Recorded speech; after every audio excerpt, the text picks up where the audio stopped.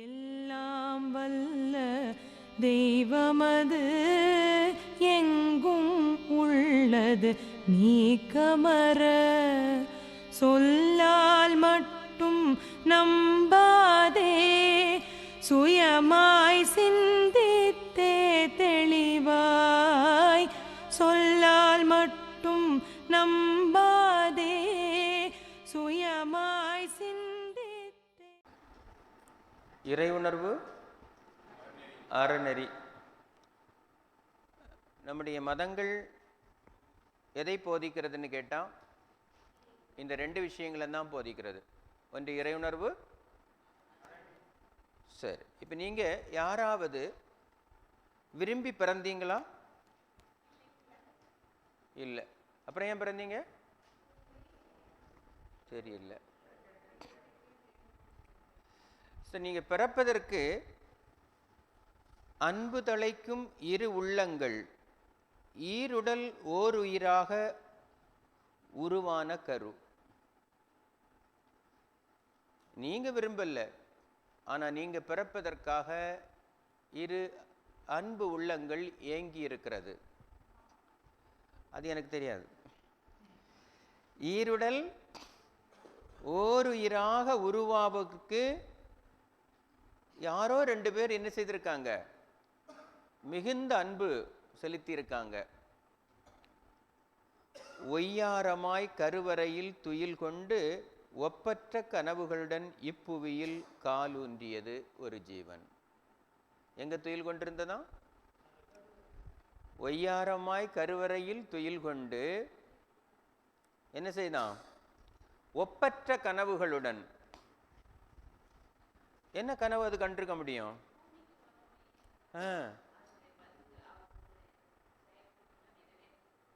வேற என்ன கனவு? அதுக்கு என்ன கனவு இருக்கும் அந்த குழந்தைக்கு? அது இருட்டுக்குள்ள மாட்டிக்கிட்டு இருக்கு. அது என்ன நினைச்சிருக்கு? வெளியே போனா நம்ம சுதந்திர காற்றை சுவாசிக்கலான்னு. வெளியே வந்த பிறகுதான் அதுக்கே தெரிஞ்சது அது உள்ளே இருந்திருக்கலான்ட்டு.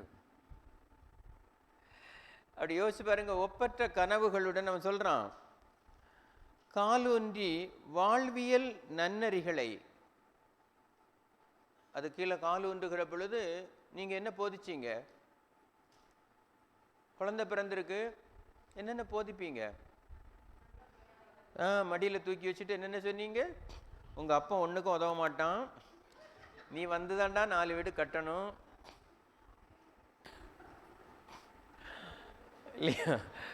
என்ன சொல்றாங்க பாருங்க. ஒப்பற்ற கனவுகளுடன். அதுக்கு என்னென்ன கனவுகள் இருக்குன்னா நம்மளால எதிர்பார்க்க முடியாது இல்லையா? அவ்வளவு கனவுகளோட இங்க வந்திருக்கு. ஆனா நன்னறிகள் தான் நீங்க போதிச்சிங்களாம். அந்த போதித்த நன்மறிகள் எல்லாம் அந்த குழந்தை தேடுகிறதா? நீங்க வயத்தில் இருக்கும்போதே போதிச்சிங்களாம். ஒரு அழகான குழந்தை வேணும், உலக ஆள்ற குழந்தை வேணும், நான் சொல்றதெல்லாம் கேட்டு நடக்கணும், இப்படிலாம் நீங்க என்ன செய்தீங்களாம்? எங்க இருக்கும்போது போதிச்சிங்களாம்? வயத்தில் இருக்கிற பொழுதே போதிச்சிங்களாம். அப்படி போதிக்கப்பட்ட அன்பும் பண்பும் வரலாற்று பதிவுகளாக அப்படியே இருக்கான்.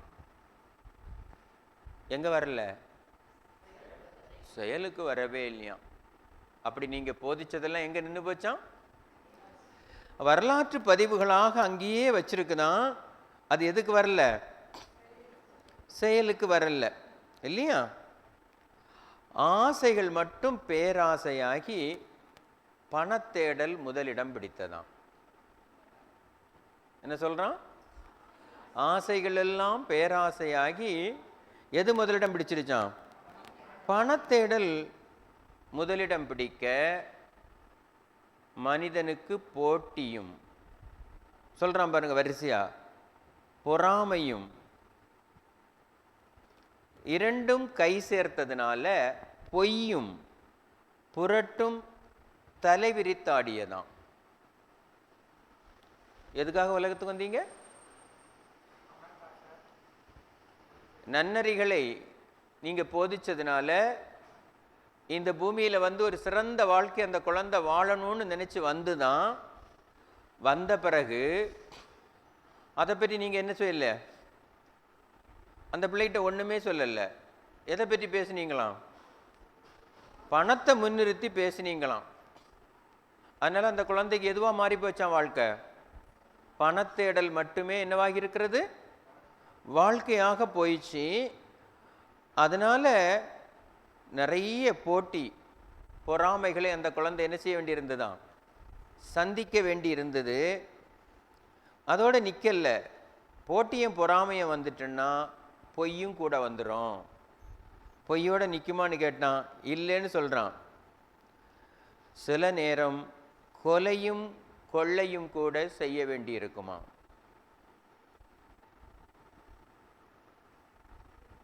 அப்போ நாம் வந்த நோக்கம் முழுசாக போயிடுச்சு.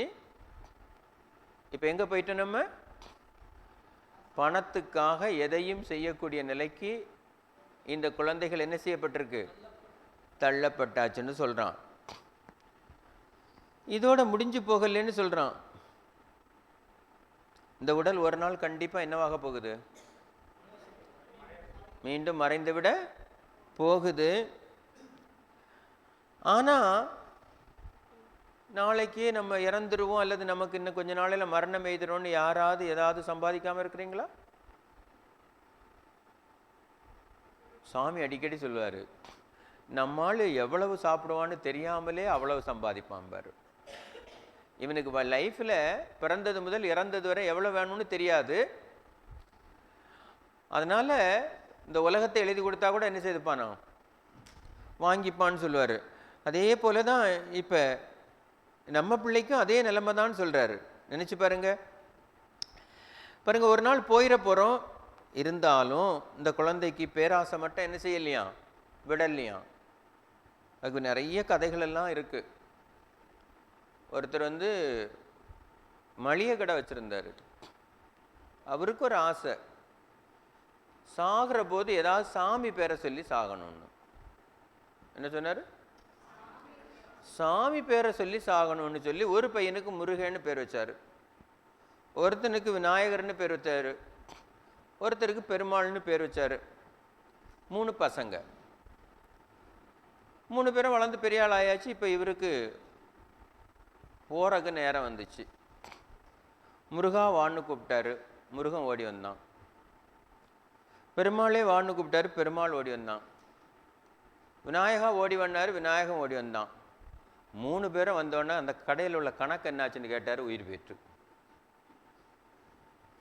அவர் எதுக்காக பேர் வச்சாரு? இறக்கும் தருவாயில் தெய்வ பேரை சொல்லி மரணம் எய்த வேண்டும்னு நினைச்சு பேர் வச்சாரு. அப்படிதான் சொல்லியும் கூப்பிட்டாரு. 3 பேரும் கிட்ட வந்தோடனே இவர் எங்க போயிட்டாரு? அந்த கணக்கு என்னடா ஆச்சுன்னு கேட்டாரு. கேட்டு முடிவுக்குள்ள உயிர் போயிடுச்சு. கடைசியில் எது சொல்லல அவரு. ஸோ நாம பிறக்கிறதுக்கு முன்னே நம்ம நன்னறியோட தான் வாழணும்னு பிறக்கிறோம். பிறந்த பிறகு கூட நமக்கு சில நேரங்களில் நம்ம அப்படி வாழணும்னு ஒரு ஆசை இருக்கு. ஆனால் செயலுக்குன்னு வருகிற பொழுது என்ன செய்யலையா? அது நடக்கவே இல்லைங்கிறாரு. அதோட நின்று போச்சான்னு கேட்டால் இல்லைங்கிறான். சேராத சொத்துக்களை எல்லாம் சேர்க்கணும்னு ஆசை வந்துதான். எது சேராத சொத்துக்களை எல்லாம்? இப்போ யாராவது சொத்துக்கு மேலே ஆசை இல்லாதவங்க உண்டா? அதெல்லாம் நாளைக்கு இருக்கு. யாருக்காவது ஆசை உண்டா? இல்லை. எவ்வளோ கொடுத்தாலும் என்ன செய்வோம்? வாங்கிப்போம் இல்லையா? இப்படி கொஞ்சம் கொஞ்சமாக நாம் அந்த நன்னறி வாழ்விலிருந்து என்ன செய்திருக்கோம்? விலகி போயிட்டோம். இப்போ என்ன பண்ண முடியும்? மீண்டும் அந்த நன்னறியை நாம் என்ன செய்யணுமா? உருவாக்கணும்னு சொல்கிறான். நன்னறின்னா என்ன என்ன அப்படின்னு கேட்டால், நலிந்தவரிடம் இனிமையாக பேசுவது. ஒருத்தருக்கு முடியல, ஆஸ்பத்திரியில் படுத்திருக்காரு. நீங்கள் போனால் என்ன கேட்பீங்க? அப்படி கேட்பீங்களா? அப்படி தானே கேட்பீங்க. இதெல்லாம் சொல்கிறதெல்லாம் உண்மை தானா? ஆனால் நான் பார்த்தவங்க எல்லாம் என்ன கேட்குறாங்க? இந்த ஆஸ்பத்திரியிலடா வந்தான்னு கேட்குறான். ஏற்கனவே இந்த ஆஸ்பத்திரி வந்தோம் ஒருத்தனை என்ன செய்யலை. அந்த ஆள் என்ன ஆகும்? பெரிய பெரிய சிக்கல் இங்கே தான் உருவாக்கும். உனக்கு வேற ஆஸ்பத்திரியே கிடைக்கலையான்னு கேட்குறான். அதான் அவர் சொல்றார், நலிந்தவரிடம் இனிமையாக பேசுதல். ஒன்றும் ஆகாதுடா, ஒரு பிரச்சனை இல்லை, எல்லாம் சரியாக போயிடுது, சின்ன பிரச்சனைன்னு சொன்னாங்க. அப்படி தானே பேசணும். நாளைக்கே உயிர் போகிறதா இருந்தால் கூட நீங்கள் என்ன சொல்லணும்?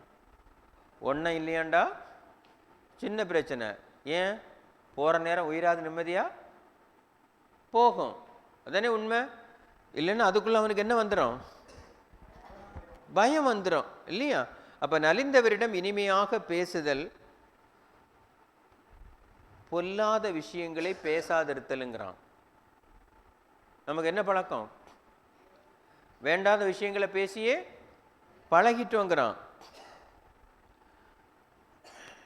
இதெல்லாம் நன்னறிகளை அவன் கொஞ்சம் கொஞ்சமாக கொண்டுறான். இன்னும் கொஞ்சம் ஆழ்ந்து பார்த்தா ஒருத்தன் ஒரு கவி எழுதுறான் பாருங்க. ஆசைகள் 1000 தேடி ஆனந்த வாழ்வை தேடி பூசைகள் எல்லாம் பண்ணி புண்ணியம் பூமியை வெல்ல எண்ணி காசுகள் மலையாய் சேர்த்து காமத்தில் தேகம் வேர்த்து நாசமே முடிவில் மிஞ்சும் நமனின் பாதம் விஞ்சும்னு சொல்றான்.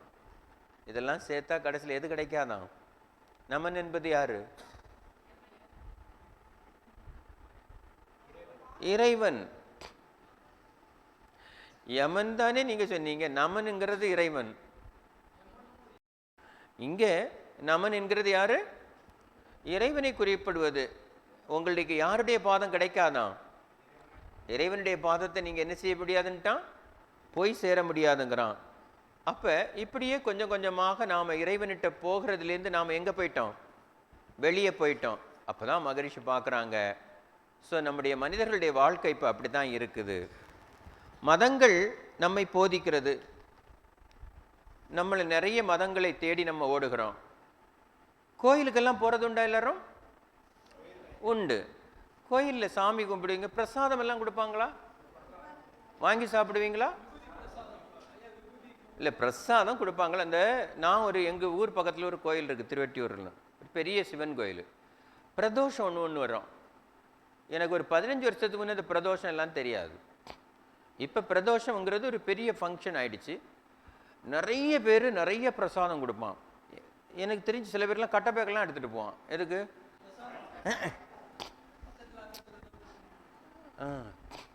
இப்போ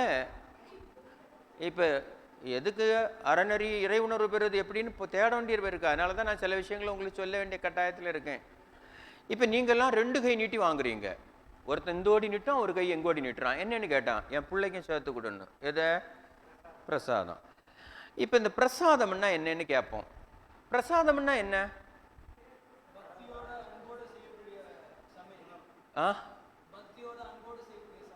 ஓ, வேற?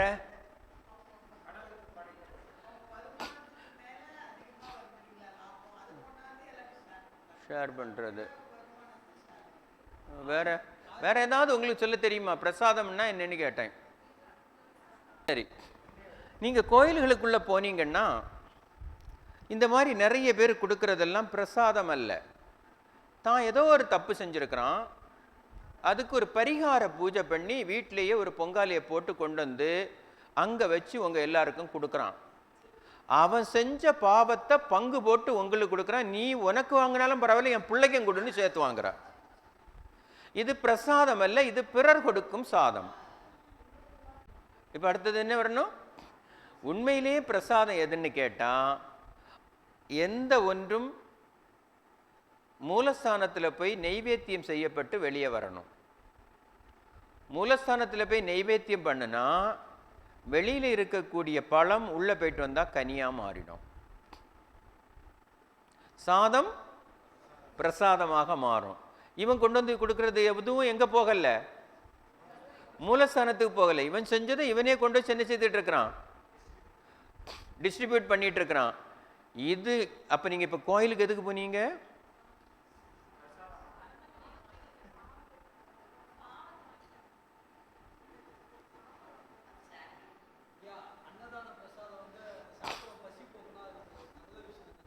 யாராவது அன்னதானம்ங்கிற பேரில் பசிச்சவனுக்கு கொடுக்குறீங்களா? வாங்கிக்கிட்டு என்னன்னு கேட்குறான். பிரியாணியா? இல்லை. சரி போங்க, இங்கே வச்சிடறான். இன்னும் 2 பேர் கொண்டு வரான், எதிர்பார்த்துட்டு இருக்கான். என்ன எதிர்பார்க்குறான்? அதைத்தான் சாப்பிடுவான். இது எங்கே கிடக்கு? நான் மீண்டும் சொல்லுகிறேன், இது உங்கள் கர்மா. நீங்கள் வாங்கி கொடுத்த உணவு பயன்படவில் அந்த உணவு குப்பைக்கு சென்றால் வாங்கி கொடுத்தவர்களுக்கு அந்த கர்மா வந்து சேரும். அப்ப இறை உணர்வுங்கிறது நாம இயற்கை வகுத்த வழி வாழ்தலே ஒழிய நீங்க நினைக்கிறது மாதிரி போய் கும்பிட்ட உடனே கிடைச்சிடுறது இல்லை. என்ன சொன்னேன்? இறை நீதிக்கு முரணாகாமல் இயற்கை வகுத்த வழி வாழ்தல் தான் இறை உணர்வு. இயற்கை வகுத்த வழி என்ன?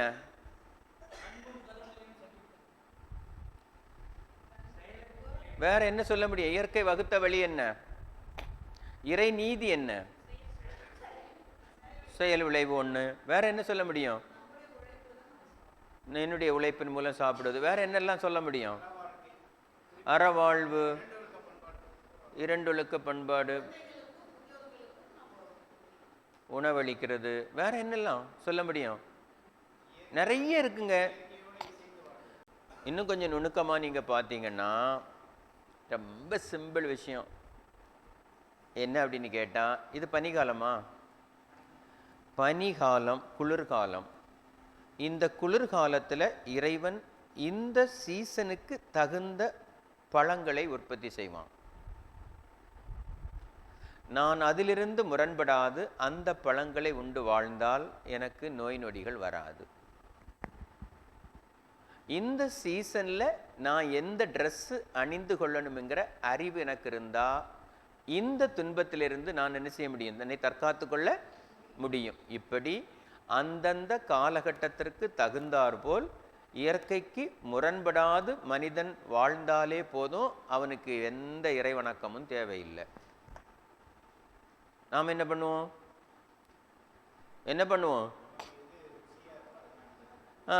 நீங்க இப்ப நம்மள்கிட்ட ஒரு பழக்கம் இருக்கு, அப்படியே நம்ம பிள்ளைகளுக்கிட்ட எல்லாம் பழக்கி வச்சிருக்கிறீங்க. அப்படியே போனா ஆஸ்திரேலியன் கிவி இருக்கான்னு கேட்கான். எது? அப்புறம் ஸ்ட்ராபெரி, அவகோடாவா? பழமா அது? பட்டர் ஃப்ரூட்டா?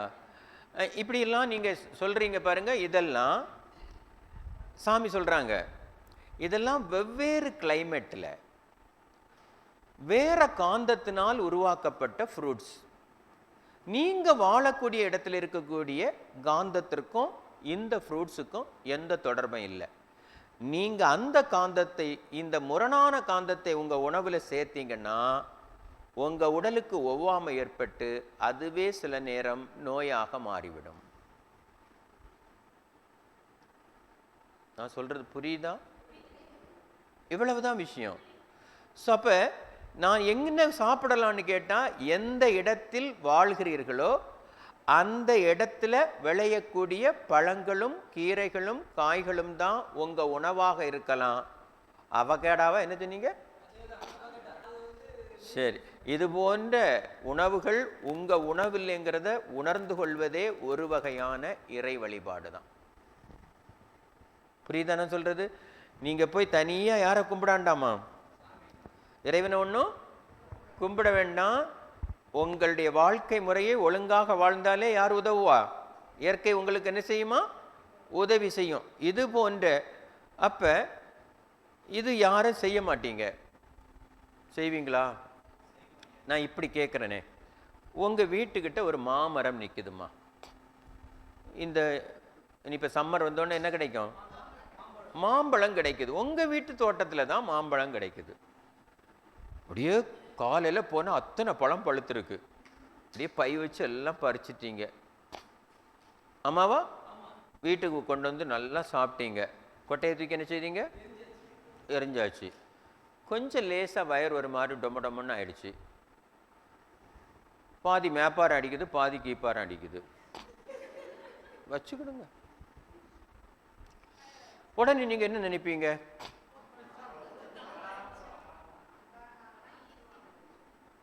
எப்படி இது நடந்துங்கிறதெல்லாம் நமக்கு பிரச்சனை இல்லை. இந்த மாம்பழம் என்னமோ நம்மளை பண்ணிடுச்சு, சூட்டை கிளப்பிடுச்சான். மாம்பழம் சூடுன்னு யார் சொன்னான்னு தெரியல. எந்த வெயிலில் கிடைக்கக்கூடிய பழமும் சூடாகாது. இறைவனுக்கே கரெக்ஷன் பண்ணுற அளவுக்கு நீங்கள் பெரிய ஆள் ஆயிடுறீங்க. நீங்கள் அப்படி நினச்சி பாருங்க. இந்த சீசனில் இந்த பழத்தை இவர்களுக்கு கொடுக்க வேண்டும் என்று முடிவெடுத்தவன் இறைவன். அவனுக்கிட்ட போய் இவங்க சூடாயிடுச்சான். கொஞ்சமாவது யோசிச்சு பாருங்க. இருக்கிறதுலேயே மிகுந்த குளிர்ச்சி தரக்கூடிய பழம் மாம்பழம். உங்கள் உடலில் இருக்கக்கூடிய சூடுகளை வெளியேற்றுவதனால அதுலேருந்து அந்த சூடு வெளியே போகிற போது கட்டியோ அதெல்லாம் வந்த உடனே நம்மளால் என்ன சொல்கிறோம்? அது சூடான். அது சூடல்ல. உடம்புல இருக்கிற சூடு அது என்ன செய்கிறது? வெளியேற்றுகிறது என்ற குறைந்தபட்ச அறிவு கூட நம்மக்கிட்ட. சரி, இப்போ நான் சொல்ல வந்த விஷயத்தை விட்டுட்டேன். இவ்வளவு அழகான மாம்பழங்களை தந்த மரத்தை, இறைவா உன்னை போல நான் பாரு எந்த பைசாயும் வாங்கல. எத்தனையோ ஜீவன்கள் இங்கே வந்து என்ன செய்கிட்டு போகிறோம்? உணவு பசியாறிட்டு போகும். நீ நல்லா இருக்கணும். ஒரு நாளாவது நீங்கள்லாம் இறைவனை வழிபடுற ஆட்கள். இனிமேலாவது ஞாபகம் வச்சுடுங்க, மனிதர்கள் கொடுத்தா மட்டும் நீங்க நன்றி சொல்லணும்னு இல்லை, மரங்களுக்கும் நன்றி சொல்லி பழகுங்கள். இதுதாங்க இறை வழிபாடு. நன்றி யாருக்கும் வேண்டும்? உங்களுக்கு அது மரமா அல்லது அது மிருகமா அல்லது செடியா அல்லது கொடியா அல்லது மனிதனாங்கிற வேறுபாடுக்கல்ல, எல்லா ஜீவனும் உங்களுக்காகவே. அப்படி யார் எல்லோரிடமும் நன்றி சொல்லி பழகுகிறார்களோ அவர்கள் இயல்பாகவே இறையோடு இணைந்திருக்கிறார்கள். அவ்வளவுதான் விஷயம். அப்ப இறையுணர்வு பெறுவதுங்கன்னு பெரிய கஷ்டமான விஷயம் அல்ல. ஆமாவா? உங்க வீட்டுல ஒரு ரோஜா பூ பூத்திருக்கு, பெரிய ரோஸ். என்ன சொன்னேன்? பெரிய ரோஸ். கும்முன்னு பார்க்கவே அப்படி கொள்ள அழகா இருக்கு. என்ன பண்ணுவீங்க? பறிச்சு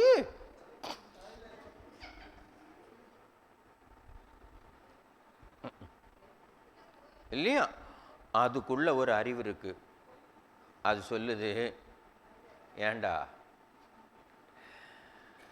இந்த கட்ட கம்புலேருந்து இவ்வளோ அழகான ரோசா வந்திருக்கே, ஒரு நிமிஷமாவது யோசிச்சு பார்த்தியா? இந்த கம்புக்குள்ள இந்த மென்மையான இதழ் எங்கே ஒளிந்திருந்தது? இந்த அறிவை யார் கொடுத்ததென்று உன் அறிவை ஒரே ஒரு முறை இணைத்தால் நீ இறைவனை கண்டுவிடலாம். இணைஞ்சியா? பிடுங்கி தலையில வச்சுட்ட.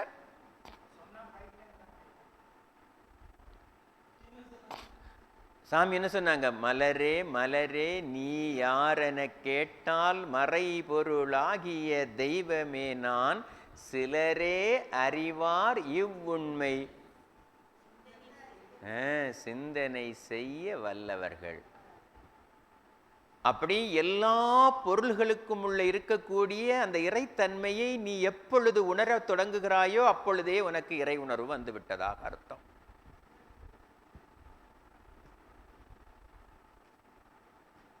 ஆமாவா இல்லையா? சோத்தை கொண்டு வச்ச உடனே அந்த குழம்பு நமக்கு பிடிச்ச குழம்பான், பக்கு பக்குங்குது. அதை ஒரு பிடியாவது உருட்டி உள்ள தள்ளுறது வரையும் அடங்குதா பாரு. ஏண்டா 1,00,000 பேர் உழைச்சி கொண்டு இவ்வளோ சோறை கொடுத்துருக்கானே, ஒரு நாளாவது ஒரு பிடி உணவை எடுத்து வச்சுக்கிட்டு இப்போ பாடான் இறைவன் சாப்பாட்டு பாட்டை பாட வேண்டியதானே? வருமா? அட காயகல்பமே செய்ய மனசு வரல. சோறை முதல்ல உள்ள போட்டுட்டு அப்புறம் பார்த்துக்கலாங்கிறான். இப்போ இங்கே இந்த ஆளியாரில் உட்காந்து காயகல்பம் செய்கிறவங்க எல்லாம் வீட்டில் போனால் செய்வீங்களா?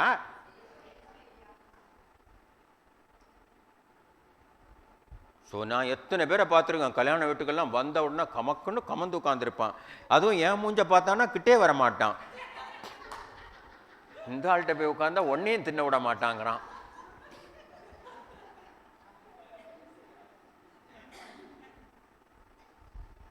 அவ்வளவு தெளிவா இருக்கான்ப்பா. இறை உணர்வு என்பது நீங்க நினைக்கிறது போல எங்கோ தேடி போய் எதையோ ஒன்றை அடைவதல்ல. எல்லா இடத்திலும் எல்லா பொருளுக்குள்ளும் அதற்குள் அடங்கி இருக்கக்கூடிய அறிவாகிய தெய்வத்தை நீங்கள் உணர்ந்து கொள்ளக்கூடிய நிலைதான் இறை உணர்வு. இதுக்கு ஒன்றும் பெருசா தேடி போக வேண்டிய அவசியமே இல்லை. சரி, அப்படியே தப்பி தவறி நீங்க கோயிலுக்கு போயிட்டா மட்டும், கோயிலில் போன உடனே அப்பா தெய்வம் அவா அப்படியே நீங்க மெய் மறந்து தெய்வத்தை கும்பிட்டுருவீங்களா? அங்க போய் நின்றுக்கிட்டு அந்த அக்கா போட்டிருக்க கம்மலை பேர் சூப்பரா இருக்கு இல்லையான்னு, எந்த அக்கா? அதை சொன்னா கூட பரவாயில்ல, சாமிக்கு சாத்தி இருக்க பட்ட பாருங்கிறான்.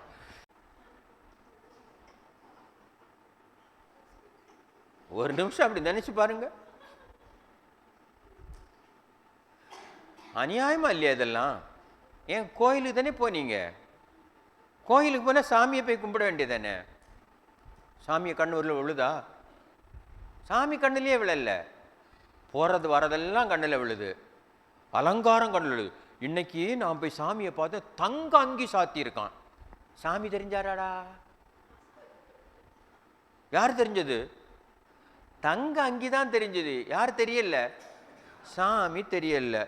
இவங்களுக்கெல்லாம் இறைவன் என்ன செய்யணுமா?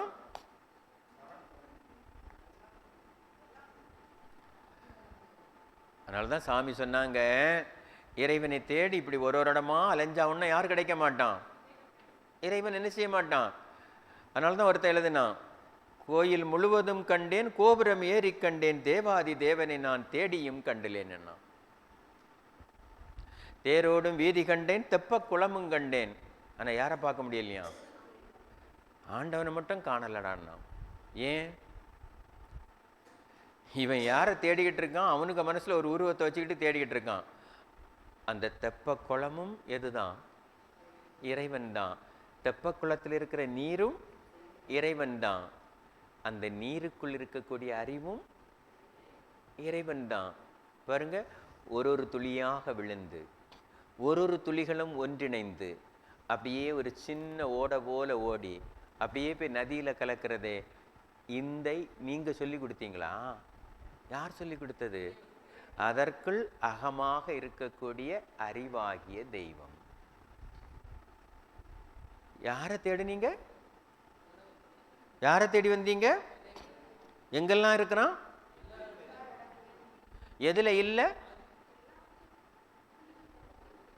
இனி எங்க தேடி போகணும்? எங்கேயும் போக வேண்டாம். ஒரு முடிவு வந்துட்டீங்களா? சோ நீங்க காணுகின்ற காட்சி, அதனாலதான் பாரதி சொன்னான், காணும் இடங்களெல்லாம் நந்தலாலா, உன் கரிய நிறம் தோன்றுதடா நந்தலாலான்னா. நான் எங்க பார்த்தாலும் யார் தான் காட்சி தருகிறா? நான் சுத்த வெளியில பார்த்த அந்த இருட்டு தான் இங்கு எல்லா இடமும் பொருட்களாக மலர்ந்திருக்கிறதை நான் அகக்காட்சியாக பார்க்கிறேன்னா. பாரதி எத்தனை பேருக்கு தெரியும்? பாடல் எல்லாம் தெரியுமா? பாரதியை எந்த வித கவிஞனாக உங்களுக்கு அறிமுகப்படுத்தப்பட்டிருக்கிறான்? விடுதலை தேசிய கவி. தேசிய கவி தானே அவரு. தேசத்தை பற்றி அதிகமாக பாட்டு எழுதினதாக சொல்லுகிறார்கள், அப்படிதானே? நான் ஒரு கவி சொல்றேன், அதுக்கு எனக்கு விளக்கம் சொல்லுங்க. எல்லாருமே பாரதி கவி படிக்கல. 30 கோடி முகமுடையாள் எனினும் மெய்ப்புறம் ஒன்றுடையாள், செப்பு மொழி 18 எனினும் சிந்தனை ஒன்றுடையாள். விளக்கம் சொல்லுங்க பார்க்கலாம். பாரத மாதா சொல்லுங்க. 30 கோடி முகமுடையாள் பிரபஞ்சமா? அந்த குச்சி எடுறா.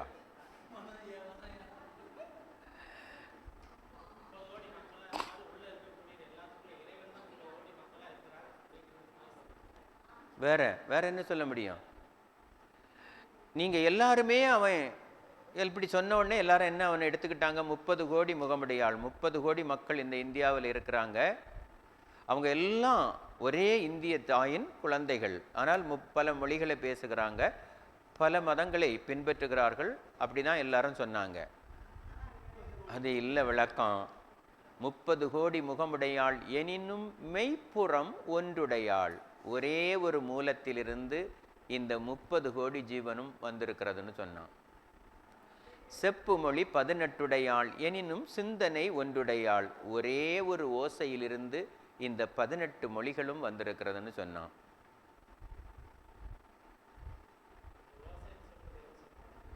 செப்பு மொழி சிந்தனை. சிந்திச்சு பார்த்தீங்கன்னா எதுலேருந்து வருதான்? ஒரே ஒரு ஓசையிலிருந்து தான் அந்த எழுத்துக்கள் எல்லாம் என்ன செய்யப்பட்டது? உருவாக்கப்பட்டது. அப்புறம் இன்னும் எழுதுறான் பாருங்க. அக்னி குஞ்சொன்று கண்டேன், ஆங்கோர் பொந்திடை வைத்தேன், வெந்து தணிந்தது காடு. என்ன சொன்னான்னு சொல்லுங்களாம். நம்மால் சொன்னான் அப்படியே அக்னி குஞ்சு அவன் அப்படியே தீ மூட்டி இந்த அந்நியர்களெல்லாம் என்ன செஞ்சிடணுமா? எரிச்சிடணும்ட்டான். அவன் அதையா சொன்னான்? அக்னி குஞ்சு உங்க உயிர் சக்தி. மூலாதாரத்தில் ஏன் அக்னி குஞ்சுன்னு சொல்றான்? உங்க உயிர் சக்தி இங்கு பெற்றுக்குள்ள தான் இருக்கு. ஒரு குறிப்பிட்ட டெம்பரேச்சருக்குள்ள இறைவன் பத்திரமாக வைத்திருக்கிறான். அதை அங்கேருந்து எடுத்து ஆங்கோர் பொந்தினில் வைத்தேன். எங்க வச்சானா? ஆக்கனைக்குள்ள கொண்டு வச்சானா. வெந்து தணிந்தது காடு. உங்க உடம்புல அந்த சூடு பரவி உங்க உடம்புல இருந்த அழுக்கு எல்லாத்தையும் என்ன செய்ததான்? எரித்ததான். அதுக்கு அடுத்தவர் யாருக்கா தெரியுமா? அந்த குஞ்சுக்கு என்ன கிடையாதான்? என்ன கிடையாதான்? ஆண் பெண் தன்மையே கிடையாது. எதுக்கு? உங்க குண்டலினி சக்திக்கு என்ன கிடையாது? ஆண் தன்மையோ பெண் தன்மையோ கிடையாது. அப்படிப்பட்ட ஒரு அற்புதமான சக்தியை தான் நான் தூக்கி வச்சேன். அதனால தான் உங்க உடம்புல இருந்ததெல்லாம் எரிஞ்சுன்னான். அவனுக்கு யார் சொல்லி கொடுத்தது? அவனுடைய குரு. அவனுடைய குரு யாரு? குள்ளச்சாமி. பாரதியுடைய பாடல்ல 2 விஷயம் தொக்கி நிற்கும். ஒன்று தேசத்து நிற்கும், இன்னொன்று என்ன இருக்கும்? இறைநிலை பற்றி இருக்கும். இப்படி எத்தனை பாடல் தெரியுமா? எத்தனை பேர் பாரதியை படிச்சிருக்கிறீங்க? உங்களுடைய 10ஆம் கிளாஸ்ல பாஞ்சாலி சபதம்னு ஒரு பாடம் உண்டா? உண்டா இல்லையா? எல்லாம் ஞாபகத்தில் இல்லை சார். பாருங்க, ஒவ்வொரு இடத்துலையும் அந்த பாடல்களை எல்லாம் நீங்க மறக்கவே கூடாது. நீங்க ஒரு ஆசிரியராக இருக்கிற பட்சத்துல சரி உங்க பிள்ளைகளுக்காவது படிச்சு கொடுப்பீங்க தானே? அப்ப கூட ஞாபகத்து வரலையா? படிச்சு தானே சார் கொடுத்தோம், நாங்க படிக்கலையே.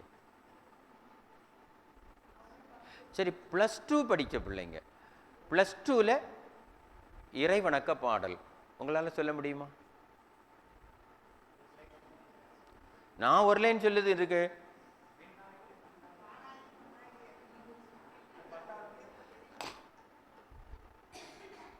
தெரியாது. ஏன்னா நமக்கு எந்த அக்கறையும் இல்லை. யாரை தேடி வந்திருக்கிறீங்க?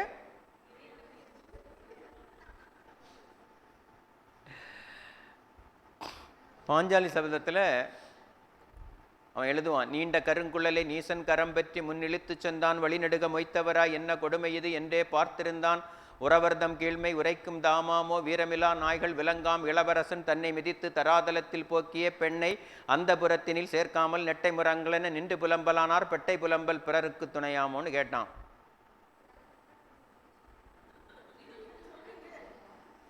என்ன சொல்றான் பாருங்க.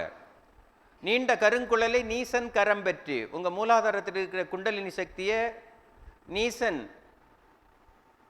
அரக்க குணம் படைத்தவன், கையில அதிகமான ஆற்றலை வைத்திருக்கிறவன் மேல இழுத்துட்டு போறானாம். பாஞ்சாலி சபதம் இதுதான். நீண்ட கருங்குழலை நீசன் கரம் பெற்றி முன் இழுத்து சென்றான், வழிநடுக மொய்த்தவராய் என்ன கொடுமை இது என்றே பார்த்தான். எல்லா கிளாண்டும் கத்துதான். ஏண்டா மேலே கொண்டு போறியே, எங்கிட்ட எல்லாம் விட்டுருக்கணும், முறைப்படி பார்த்தா நீ அடுத்த கிளாண்டில் எல்லாம் விட்டுருக்கணும், மேலே இழுத்துட்டு போறியேன்னு கேட்குதான். என்ன கொடுமை இது என்றே பார்த்திருந்தான், உறவர்தம் கீழ்மை உரைக்கும் தாமாமோ, நாங்கெல்லாம் உறவுக்காரன் இல்லையா, என்னை விட்டுட்டு நீ எங்கே இழுத்துட்டு போறா? மேலே தூக்கிட்டு போய் கேட்குறான். உறவர்தம் கீழ்மை உரைக்கும் தாமாமோ வீரமில்லா நாய்கள், தடுக்கிறதுக்கு இவங்களுக்கெல்லாம் என்ன இல்லையா? தைரியம் இல்லை. வீரமில்லா நாய்கள் விலங்காம் இளவரசன், இழுத்துட்டு போறவன் யாரு? விலங்கு குணம் படைத்தவன். அவன் எங்க முடிவு பண்ணிட்டான்? எங்க கொண்டு வைக்கணும்னு? மேலே கொண்டு வைக்கணும்னு முடிவு பண்ணிட்டான். அதனால அவன் என்ன செய்யலையாம்? விலங்காம் இளவரசன் தன்னை மிதித்து தராதலத்தில் போக்கிய பெண்ணை அந்த புறத்துல கொண்டு சேர்த்திருக்கணும். எங்க கொண்டு சேர்த்துட்டான்? இந்த கிளாண்ட்ல கொண்டு சேர்த்திருக்கணும். அவன் சேர்க்கிறப்பல எங்க கொண்டு சேர்த்துட்டானா? துரியன் சபையில். எங்க கொண்டு சேர்த்தான்? துரியனுடைய தபதில கொண்டு சேர்த்துட்டான். அங்க போனா என்ன நடந்தது? அங்க சுத்த ஆரம்பிச்சது. அந்த அழுக்கு அவ்வளவத்தையும் இழுத்து இழுத்து போட்டான். யாரு யார் இழுத்து போட்டான்? துச்சாதனன். அவ்வளவு அழுக்கையும் இழுத்து போட்டான்.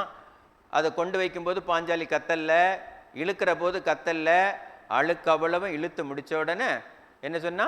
கண்ணான்னு சொன்னா, உங்களுடைய தலையில கொண்டு வச்சு அந்த அழுக்கெல்லாம் நீங்கினா ஆட்டோமேட்டிக்கா என்ன செஞ்சிருவீங்களாம்? இறைவனோடு சேர்ந்துருவீங்கிறது தான் பாஞ்சாலி சபதம். நீங்க என்ன படிச்சீங்க? ஸோ இறை உணர்வு எங்கிருந்தெல்லாம் தோன்றணும்னு கேட்டால் நீங்கள் எதை படித்தாலும் எதை படிக்கிறீர்களோ அதிலெல்லாம் நீங்கள் இறைவனை பார்க்க வேண்டும். சும்மா வந்துடாது.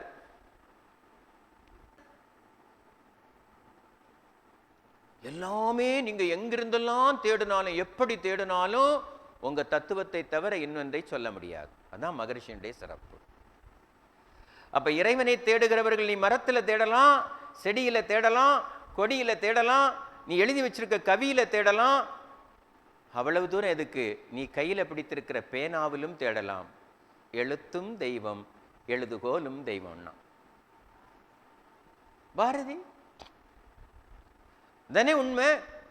எழுத்தும் தெய்வம், எழுதுகோலும் தெய்வம்னா அப்ப நீ பார்க்கின்ற எல்லா பொருளுக்குள்ளும் அறிவாகிய தெய்வம் அமர்ந்திருப்பதை நீ கண்டுட்டேன்னா அறிவிலே நீ முழுமை பெற்று விடுகிறாய்.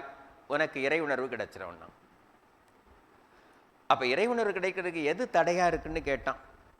எது தடையா இருக்கு? அவை பாட்டியை கேட்டா சொன்ன, அறம் செய்ய விரும்பு, முதல்ல என்ன செய்யுங்கிறா? அறம் செய்யுன்ட்டா. இறை உணர்வு போறதெல்லாம் அப்புறம் பார்த்துக்கலாம், முதல்ல என்ன செய்? அறம் செய்யுன்ட்டா. அப்ப அறத்தின் பால் போன எது அறம் என நினைக்கிறீர்கள்? தன்னை போலவே மற்ற ஜீவன்களையும் நேசித்தல். மதித்தல் அல்ல, நேசித்தல் இல்லையா? இன்னொரு ஜீவனை மதிக்கிற பழக்கம் எனக்கு வரணும். நான் அதை மதித்தால் மட்டும் போதாது, அதுக்கு வேண்டியதை நான் என்ன செய்யணும்? கொடுக்கணும். நேசிக்கிற பழக்கம் வேணும் இல்லையா? அப்ப எல்லாவற்றையும் நேசிக்கின்ற ஒரு பழக்கம் அறம். வேற எதை அறம் என்று சொல்லலாம்? நீங்க உங்களுக்கு தெரிந்தவர்களுடைய அறத்தை சொல்லுங்களாம்.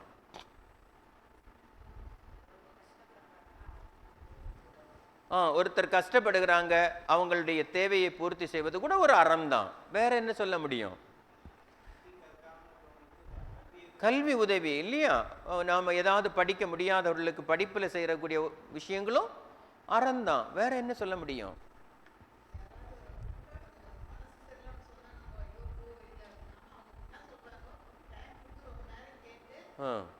அவங்க மனபாரத்தை குறைக்கிறது இல்லையா? அவங்களுடைய கஷ்டங்களை பகிர்ந்து கொள்வதற்கு ஆள் இல்லாமல் இன்னைக்கு நிறைய பேர் இருக்காங்க இல்லையா? நிறைய பெரியவங்களுக்கு தான் சொல்வதை கேட்கறது கூட இங்கே யாருமே இல்லை. உட்கார வச்சு கேட்டால் அதுவே பெரிய, அது ஒரு அறம் தான் இல்லையா? வேற என்னென்ன சொல்ல முடியும்? அப்படி யோசிங்க. நீங்கள் ஒரு ஆசிரியராக இப்போ இன்னொரு இடத்துல பேசுவதற்கு நான் இதெல்லாம் சொல்கிறது. அப்போ நீங்கள் பேசுகிற பொழுது உங்களுக்கு நிறைய விஷயம் வேணும். சும்மா நீங்கள் தெரிஞ்சு வச்சிருக்க வெறும் மகரிஷின்னு அந்த சாமியத்தை படிச்சுட்டு போய் பேசக்கூடாது. எதெல்லாம் அறம் என்று தெரிந்து கொள்ளணும், அதை மகரிஷி எப்படி சொல்றாருன்னு சொல்ல பழகணும். நான் சொல்றது புரியுதா? மகரிஷி ஒரு விஷயம் சொல்லியிருக்க, அதை அவன் படிச்சுட்டு வந்துடுவான். யாரு? அவங்ககிட்ட பாடம் கேட்க வரவன் என்ன செஞ்சிருவான்? ஒழுக்கம்னா என்ன சாமியோன்னு சொல்லி அவன் ஏற்கனவே படிச்சுட்டு வருவான். பட் நீ அதுக்குள்ள நேரே நுழைஞ்சிட்டேன்னா இந்த ஆளுக்கு ஒன்றும் தெரியாது, நான் ஒரு முடிவுக்கு வந்துடுவான். அப்ப நீ அறத்தை பற்றி பேசணும்னா நீ என்ன செய்யணும்? அறத்தை தேடணும் இல்லையா? அப்ப எதெல்லாம் அறம்? அறம் செய்ய விரும்புங்கிறா. அடுத்த வரல என்ன சொன்னா? ஆறுவது சினம். சினம் வராமல் இருத்தல் கூட ஒரு அறம். அடுத்த வரி என்ன? இயல்வது என்ன செய்யணும்? அப்ப எது அறம்னு சொல்றான்? இயல்வதுன்னா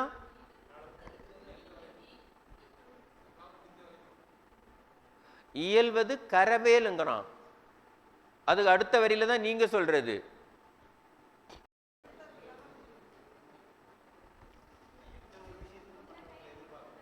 எதிர்பார்க்க வேற இதுக்கு இன்னும் கொஞ்சம் இயல்வது அப்படின்னா என்ன? படிக்கிறது. தெரிந்து கொள்ளுன்னு சொல்றான். ஒரு அறம் என்பது என்னன்னு கேட்டா, ஒருத்தருடைய கஷ்டத்தை நீ எப்படி தெரிந்து கொள்வா? இப்ப நீ இப்படி சொல்லி பாருங்க, ஒரு மாடு இருக்கு, ஒரு மாட்டுக்கிட்ட போலாமா? போனா என்னென்ன பண்ணும்? முன்ன போனா, பின்னால வந்தா உதைக்கும். ஆமாவா? இல்லை, உதைக்காம தள்ளி நின்னா வாழை வச்சு என்ன செய்யும்? அதுக்கு வாலில் என்ன இருக்கும்?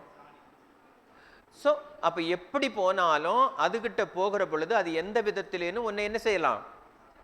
அப்ப அதை பற்றி அறிந்து கொண்டு அதற்கு தகுந்தாற் போல் நடந்து கொள்வதுங்கிறான்.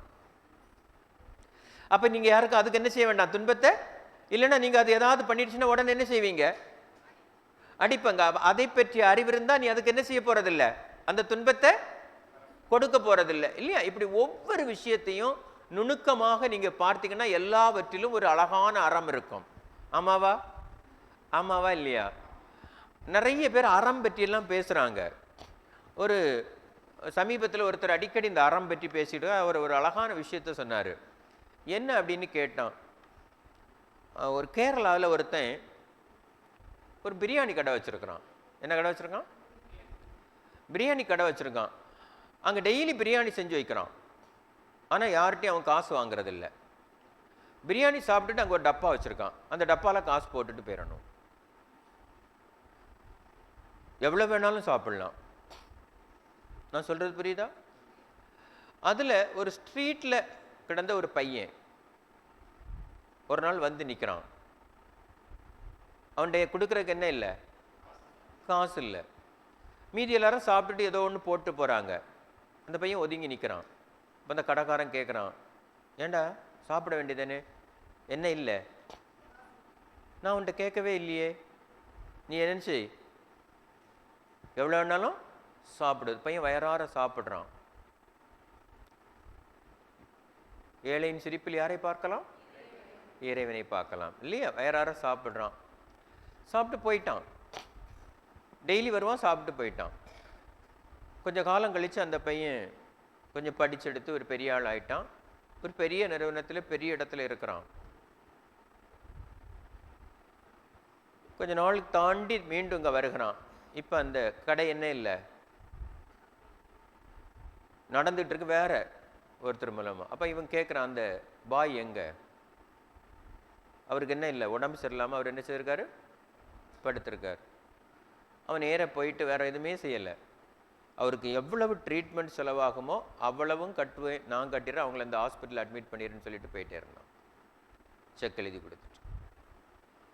ஸோ ஒருத்தருக்கு நீங்க செய்த உதவி என்ன சொல்றாங்க, எத்தனை மடங்காக திரும்ப வரும், இல்லையா?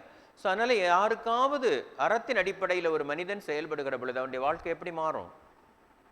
மிக உயர்ந்த நிலைக்கு என்ன செய்யும்? மாறும், இல்லையா? அப்போ மகரிஷி ஏன் இதை சொல்றாங்க பாருங்க, ஒவ்வொருத்தரும் அறத்தின் அடிப்படையில் செயல்படுகிற பொழுது இறைவன் உங்ககிட்ட என்ன செய்வானா, நெருங்கி நெருங்கி வருவானா.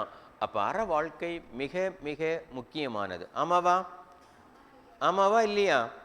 அதனால தான் மகரிஷி சொல்றாங்க, அப்போ இறைவனை தேடணும்னா ரெண்டு விஷயம் வேணும். ஒன்று அறம் வேணும், இன்னொன்று இறை உணர்வு. இறை உணர்வு பிறகு நமக்கு வேற என்னென்ன வழிகள் இருக்கு? ஒரு பக்கம் அறம்ட்டாரு, இன்னொன்று என்னது?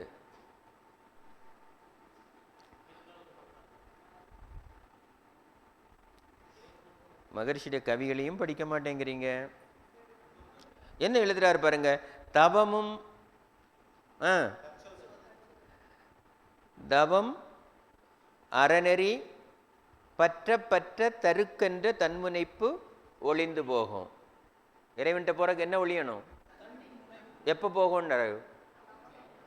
தவமும் அறமும். அதனே கணக்கு. பல வினைகள் புதிது எழா. புதுசா இந்த வினையை நம்மகிட்ட என்ன செய்யாதான் அப்ப வராதுங்கிறாரு. முன்னம் செய்த பதிவுகளும் கரைந்து மெய்ப்பொருள் காணும். முன்னம் செய்த வினைகள் எல்லாம் என்ன செஞ்சிருமா? கரைந்து போயிடும்ங்கிறாரு.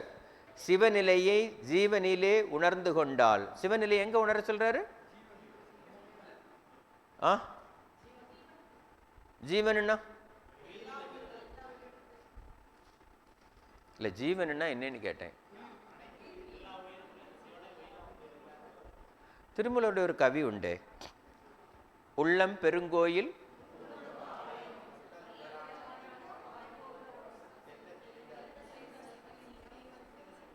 தெள்ளத் தெளிந்தார்க்கு ஜீவனே சிவலிங்கம். நீங்க யாரை தேடி வந்தீங்க?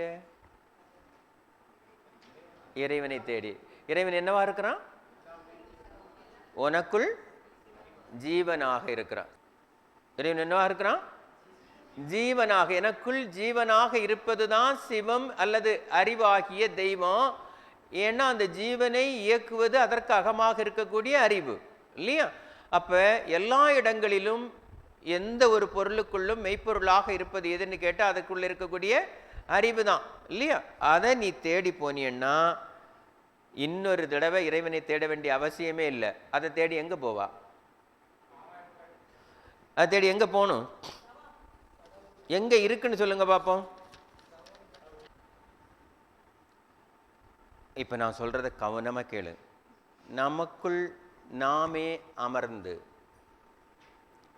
நம்மை நாமே ஆராய்ந்து ஞான சக்கரங்களில் பயணித்து பின் விரிந்து விரிந்து அகண்டாகாரமாகி பிரபஞ்சமே நாமாய் நாமே பிரபஞ்சமாக கோள்களெல்லாம் சுற்றி வர வான்காந்த களம் தழுவி வரவேற்றிட பல வினைகள் மெல்ல மெல்ல கரைய கரைய நான் எனும் நானே ஆனந்த பரவச கூத்தாட மௌனமே நம் மொழியாய் மாற உணர்வற்று நம்முள் நாம் கரைய இயல்பாய் இறையோடு கலந்திட கலந்த நான் தொலைந்திட நான் எங்கே என்று நானே தேடும் நிலையே இறையோடு நான் இணைகின்ற நிலை.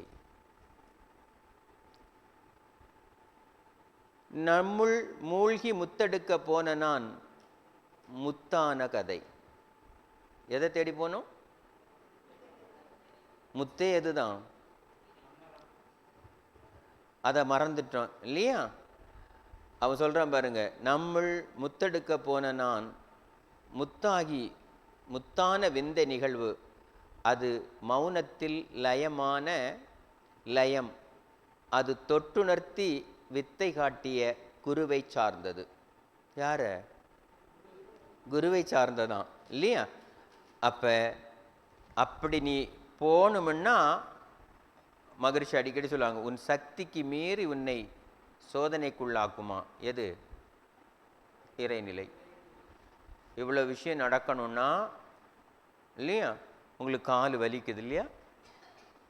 ஆமாவா இல்லையா? வலிக்கலையா? இப்ப சரி, இயல்பா நம்மளை என்ன செய்து பாருங்க, நமக்கெல்லாம் ஆசை இருக்கு, எப்படியாவது சுத்த வெளியில நமக்கு என்ன செய்யணும்? நிலைக்கணும், இறைநிலையை உணரணும்னு. ஆனா உடல் என்ன செய்ய மாட்டேங்குது? ஒத்துழைக்கவே மாட்டேங்குது. ஏதாவது ஒரு சிக்கலை கொடுத்து கொடுத்து நம்மளை என்ன பண்ணிகிட்டே வருது?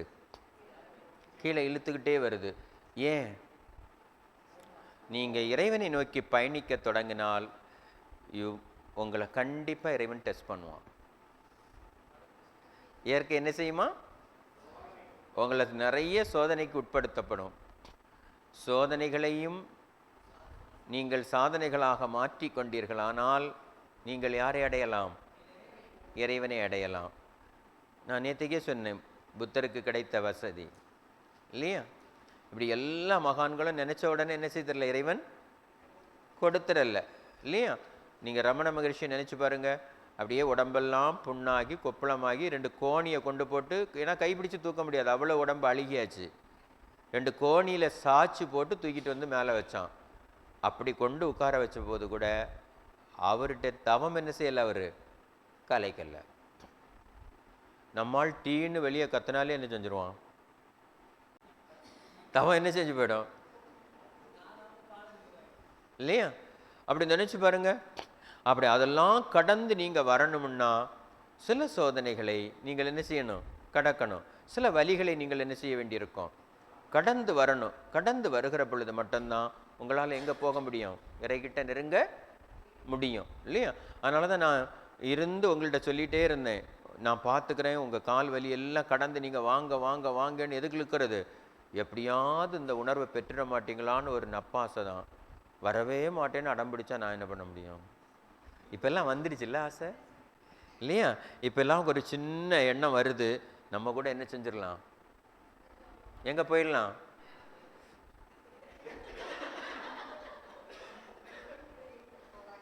சுத்த வழிக்கு போயிட்டு வந்துடலான்னு சொல்கிறவில்ல, மேலே போயிடலாமா? சரி சரி பார்ப்போம். அப்போ இப்படியெல்லாம் நான் அடையணும்னா என்ன செய்யணும்னு கேட்குறாங்க. அப்போ ஒரு பக்கம் இறைவனை நோக்கி நான் பயணிக்கணும், ஒரு பக்கத்தில் எனக்கு நிறைய தடைகள் இருக்குது. அப்போ எப்படி தான் இந்த தடைகளை வெல்வது அப்படின்னு கேட்டால், அதுக்கு சில வாசகங்கள் பல்வேறு மகான்கள்கிட்டேருந்து நாம் படித்த போது கிடச்சிது. மதிக்கும் இடத்தை மதியுங்கள்னு சொல்கிறான். உங்களை மதிச்சா நீங்கள் என்ன செய்யணுமா? குறைந்தபட்சம் அவங்கள மதியுங்கன்னு சொல்கிறான். நமக்கு எது தடுக்குது? ஈகோ தடுக்குது. உங்களை விட ஒரு ஏழ்மையான ஒரு அழுக்கான ட்ரெஸ்ஸை போட்டு ஒருத்தன், ஐயா நல்லா இருக்கிறீங்களான்னு வந்து கேட்டேன், நினைச்சல யார் இவன், மூஞ்சி மொழியே சரியில்லையே, வந்தது இறைவன். நினைச்சு பாரு, உங்க வீட்டு முன்னாடி ஒரு சொறி நாய் படுத்திருக்கு. என்ன நாய்? சொறி நாய் படுத்திருக்கு. வெள்ளிக்கிழமை காலையில கதவை திறந்த உடனே அது காட்சியா இருக்குது. என்ன பண்ணுவீங்க? கொஞ்சம் தண்ணி எடுத்துட்டு வந்து அதுக்கு மேலே ஊற்றி துரத்திடுவீங்க. ஆமாவா இல்லையா?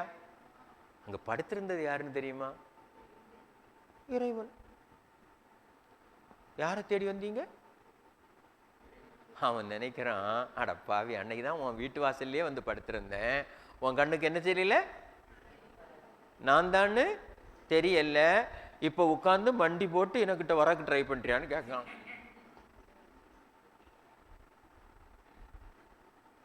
இப்போ புரியுது நான் சொல்ற விஷயங்கள்லாம்? ஏன்னா அதனால தான் சொல்றான், மதிக்கிற இடத்தை மதியுங்கள், போதிக்கும் இடத்தை போற்றுங்கள். உங்களுக்காக அப்படி நினைச்சு பாருங்களா. எத்தனையோ பேர் எங்கெங்கிருந்தோ கூட்டிட்டு வந்து இறைன்னா எப்படி இருக்கும், அறம்னா எப்படி இருக்கும், வாழ்க்கைன்னா என்ன, இப்படி எல்லா விஷயங்களும் உங்களுக்கு என்ன செய்யப்படுகிறது? போதிக்கப்படுகிறது. குறைந்தபட்சம் அந்த போதிக்கிற இடத்தை போற்றக்கூடிய அளவுக்காவது நாம் என்ன செய்யணும்? ஆமாவா இல்லையா? பாதிக்கும் இடத்தை பார்க்காதீர்கள் சொல்றான். எல்லா இடத்துலையும் என்ன வருது? நிறைய இடங்கள்ல நமக்கு பாதிப்புகள் இருக்கும் இல்லையா? நமக்கு என்ன பழக்கம்? அதை கேட்போமோ இல்லை? என்ன பழக்கம்? எது எது இந்த ஆன்மீக வாழ்க்கையை பாதிக்கும்?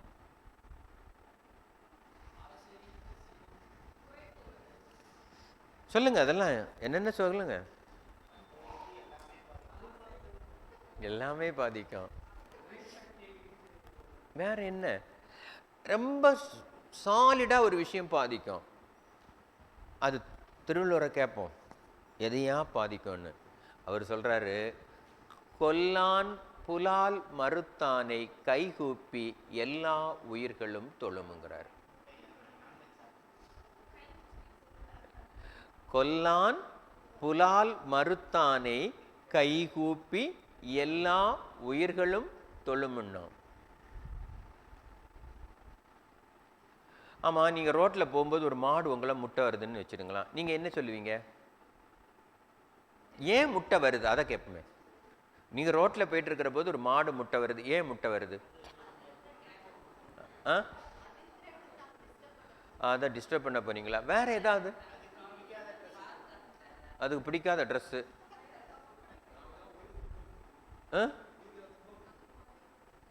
வேற ட்ரெஸ்ஸு. சரி, நான் இப்போ சொல்லிடுறேன் பாருங்க. எந்த மாடும் எந்த நாயும் நம்மை துரத்துவதில்லை. நீங்க மாடை அல்லது ஆடை இது போன்ற உணவுகளை சாப்பிட்டு இருந்தீங்கன்னா உங்க உடம்புலேருந்து வரக்கூடிய அலை அதற்கு தெரியும். சொல்றது கேளுங்க. அந்த அலை பட்ட உடனே அதுக்கு என்ன தோணும்? நம்மளை தற்காத்து கொள்ள வேண்டும்னு தோணும். உடனே அது என்ன செய்யும்? தலையை 2 ஆட்டம். என்கிட்ட வராது. அதுக்கு ஒரு பாதுகாப்புக்காக ஆட்டம். சரி, நான் சார் மட்டனே சாப்பிட்றதில்ல சார், எனக்கு ஏன் சார் அதெல்லாம் நடக்குது? கேள்வி இருக்கு இல்லையா? நான் தான் சாப்பிடலை, என் முன்னோர்கள் என்ன செஞ்சுருப்பாங்க? அந்த ஜீன்லேருந்து அந்த ஒலி காந்தம் என்ன செய்துகிட்டே இருக்கும்? வந்துக்கிட்டே இருக்கும். எந்த ஜீவனும் எந்த பாதிப்பும் இல்லாமல் யாரையும் துரத்துவதில்லை. சரியா? அப்போ எப்படி இருக்கணும்?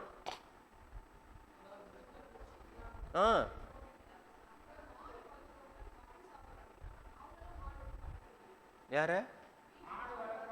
அவனை பார்த்தா பயப்படும். அவனை பார்த்து பயப்படும். பயத்தில் வந்து இப்போ நமக்கிட்டே உங்கள் பிள்ளைகிட்ட கொஞ்சம் நேரம் இருந்தீங்கன்னா அது என்ன செய்யும்? உங்களை பார்த்து நீ வான்னு கூப்பிட்டாலும் வரும், வான்னு கூப்பிட்டாலும் வரும். எதுக்காக வந்து? அது வந்து பாசமா? அது எல்லா ஜீவன்கிட்டையும் உண்டு. பயத்துலேயும் என்ன செய்யும்? வரும். ஸோ எல்லா இடத்துலையும் இது உண்டு. அப்போ எல்லா ஜீவன்களும் எதை தான் கவனிக்குது? உங்ககிட்டேருந்து வரக்கூடிய அலைகளை கவனிக்கும். உங்கள் மரம் கூட, நீங்கள் மகரிஷி அடிக்கடி சொல்லுவாங்க இல்லையா, மரத்துக்கு கூட நீங்கள் வாழ்த்துனா என்ன செய்யலாம்? அது மாற்றங்களை உருவாக்கும் இல்லையா? அப்படி நிறைய ஒரு முறை ஜப்பானில் உள்ள ஒருத்தர் மகரிஷிட்ட அது வாழ்த்தி ஒரு தடவை பூவெல்லாம் எடுத்து என்ன செய்திருந்தார், அது மாற்றம் அடைந்ததை ஃபோட்டோலாம் எடுத்து போட்டிருந்தாருலாம் சொல்லுவாங்க. ஸோ அந்த அளவுக்கு செடிகளுக்கு கூட உங்கள் உணர்வுகளை என்ன செய்ய முடியும்? புரிந்து கொள்ள தெரியும். இப்போ சொல்லுங்கள், இறைவனை நேசிக்கிற நீங்கள் எல்லாவற்றையும் நேசித்தா உங்களுக்கு கிடைக்குமா கிடைக்காதா? இல்லையா? அப்போ நீங்கள் யார் மீதும் வெறுப்பு காட்டாது வாழணுங்கிறாங்க. யார் மீது? எல்லா ஜீவனும், மனிதர்கள் மட்டும் இல்லை, எல்லா ஜீவனும் மட்டும் இல்லை, எல்லா பொருட்கள் மீதும். உங்களுக்கு சில பொருளெல்லாம் என்ன செய்யாது, சில மனுஷாலே என்ன செய்யாது. ஆமாவா இல்லையா? நம்ம பக்கத்து வீட்டுக்காரனை என்னைக்காவது பிடிச்சிருக்கா? சென்னைக்கு வந்தீங்கன்னா பெரும் சண்டையை யாரு கூட தான் இருக்கும்? பக்கத்து வீட்டுக்காரன் தான். அவனை பார்த்தாலே சென்னையில் நிறைய வீடு ஒரு சைடு சுவரே பூசாமல் இருக்கும். ஏன்? பக்கத்து வீட்டுக்காரன் அவ்வளோ நல்லவனாக இருப்பான், இல்லைன்னா இவன் அவ்வளோ நல்லவனாக இருப்பான். இதெல்லாம் அங்கே வந்தால் பார்க்கலாம். வேடிக்கையான மனிதர்கள் இல்லையா? இப்படி நாம் எல்லார்கிட்டையும் என்ன வச்சுக்கிட்டு இருக்கோம்? ஸோ அப்போ இவங்க என்ன சொல்கிறாங்க? யார்கிட்டமும் என்ன காட்டக்கூடாதான்? வெறுப்பை எதை நோக்கி பயணிக்கணும்னா இறை உணர்வை நோக்கி பயணிக்கணும்னா நீங்கள் என்ன செய்யக்கூடாது? யாருக்கிட்டையும். ஆமாம். அப்புறம் சொல்கிறான், பழியை யார் மீதும் சுமத்தாமல் இருப்பது மிக மிக சிறப்புங்கிறான். ஏதாவது ஒன்று நடந்துட்டுன்னா யார் மேலே என்ன செய்யாதுங்க? பழி சுமத்துறத. நமக்கு என்ன பழக்கம்? இப்போ நமக்குள்ளே என்ன நடந்துகிட்டு இருக்கு?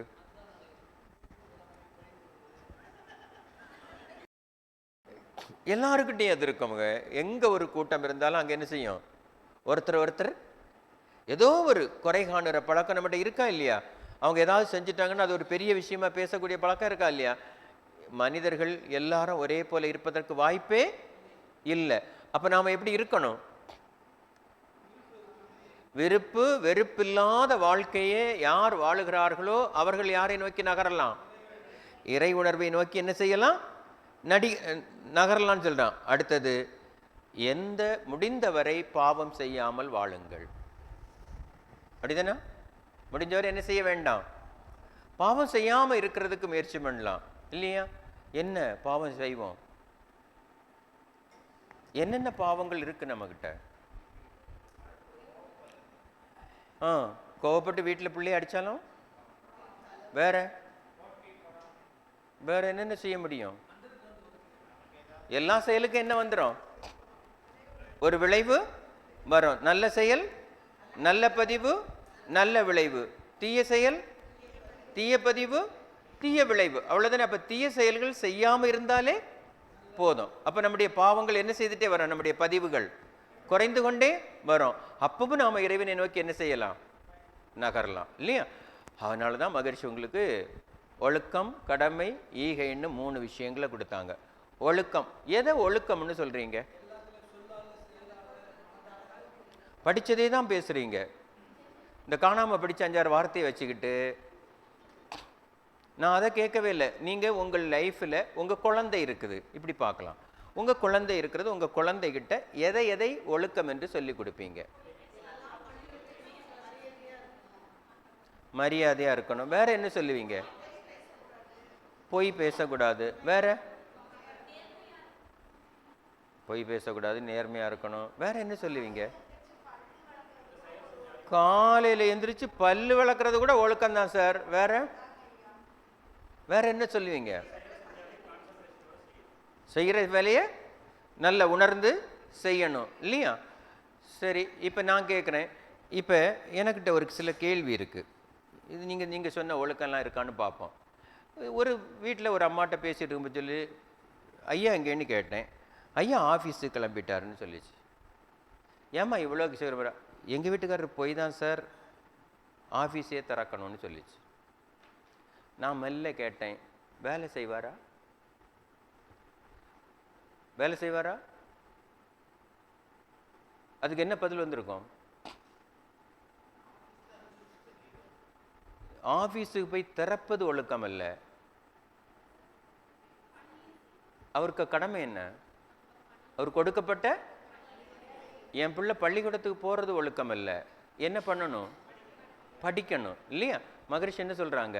தனக்கோ பிறருக்கோ தற்காலத்தில் அந்த பிள்ளை படிச்சுன்னா தனக்கும் துன்பம் இல்லை, தற்காலத்திலையும் துன்பம் இல்லை, பிற்காலத்திலையும் துன்பம் இல்லை, உடலுக்கும் அதானே கணக்கு. அப்போ நீங்கள் நினச்சி பாருங்க, எல்லா இடத்துலையும் நாம் நமக்குன்னு ஒரு ஒழுக்கத்தை வச்சுருக்கிறோம். ஆனால் அதனுடைய உள்கருத்துக்களை நாம் என்ன செய்வதில்லை, புரிந்து கொள்வதே இல்லை. எல்லா இடத்துலையும் ஆஃபீஸுக்கு போகிறது ஒழுக்கம் அல்ல. ஆஃபீஸில் அவருக்கு கொடுக்கப்பட்ட கடமைகளை உணர்ந்து செய்தால் எது பதியும்? அவருடைய பணியை சரியாக செஞ்சால் நல்ல செயல் நல்ல பதிவுகளை கொடுக்கும், நல்ல விளைவுகளை கொடுக்கும். ஆனால் பாதி பேர் அப்படி ஆஃபீஸு போய் திறக்கிறவங்க யாரும் என்ன செய்ய மாட்டாங்க? வேலை ஏன்னா திறந்து நான் தான் திறந்து வைக்கிறேன், அந்த எது வந்துடுது மீண்டும்? ஈ இல்லையா? எந்த ஈ? ஈகோ வந்துடுது. அப்போ கடைசி வரை என்ன செய்ய முடியல இல்லையா? அதனால தான் மகரிஷி அவ்வளோ அழகான அந்த சாமியம், அந்த சாமியத்தை எல்லாரும் சொல்லுங்க. அப்படி வாருங்க. இப்போ இல்லைன்னா 1 மார்க் தான் தருவேன்.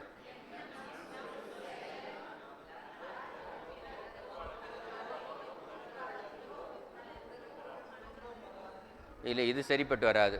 நாளைக்கு நீங்கள் என்ன செய்கிறீங்க? இது சரிப்பட்டு வராது. நீங்கள் ஏன்னா ஒவ்வொருத்தரும் ஒவ்வொரு வார்த்தை யூஸ் பண்ணுறீங்க. எனக்கு அதெல்லாம் தெரியாது. மகரிஷியுடைய சாமியம் ஒழுக்கத்தை 2 முறை நாளைக்கு ஒரு பேப்பரில் எழுதி வச்சிடுறீங்க.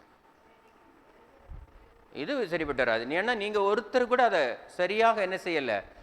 எண்ணம் சொல் செயலால் அதிலேருந்து ஆரம்பித்து அந்த கடைசி வார்த்தை வரையும் நீங்கள் பாடலில் எழுதும்போதே இது உங்களுக்கு தெரிஞ்ச வார்த்தை தானே, அந்த வேர்டு மாறாமல் எழுதிடணும். ஒரு தடவை எழுதி பார்த்துருவோமே, ஒன்றும் தப்பு இல்லையே, சரிதானா?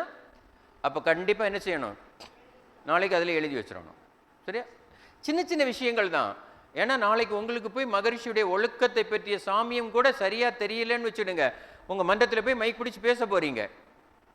ஆமாவா இல்லையா? அப்போ அதை தப்பாக பேசுனா சின்ன விஷயம், இது டெய்லி நாம் சொல்லக்கூடிய விஷயம். ஆனால் அது கூட நம்மளால் என்ன செய்ய முடியல, சரியா? கண்டிப்பாக எழுதிடலாம். ஓகேவா? அடுத்தது கடமை. உங்களுக்கெல்லாம் என்ன கடமை இருக்கு? உங்களுக்கு என்ன கடமை இருக்குன்னு கேட்டால் உடனே ஐவகை. உங்கள் வீட்டில் என்ன கடமைகள் இருக்கு? சோறாக்கி போடுறது, குழம்பு ஊத்துறதே கடமை சார். வேற என்ன கடமை இருக்கிறது?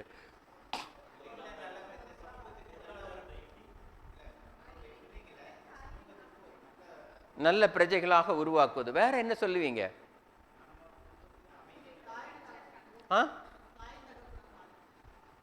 தாய் தந்தையரை பார்த்து கொள்வது முக்கியமான கடமை. வேற என்ன கடமைகள் இருக்கு உங்களுக்கு?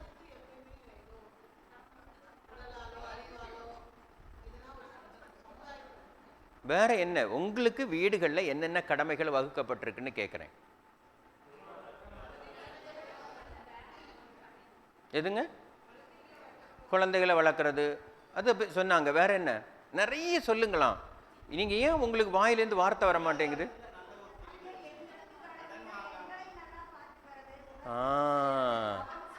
முதல்ல யாரை பார்த்துக்கிறது? என்ன நான் பார்த்துக்கிறது பெரிய கடமை இல்லையா? அதே நான் என்ன செய்ய மாட்டேங்கிறேன், செய்ய மாட்டேங்கிறேன். அப்படிதானா? சரி, கடமைக்கு மகரிஷி என்ன விளக்கம் கொடுக்குறாங்க? அதான் அது அது சரி, விகுதி பெற்று வந்தது சரிதான். என்ன கடன் பட்டிருக்கிறீங்க?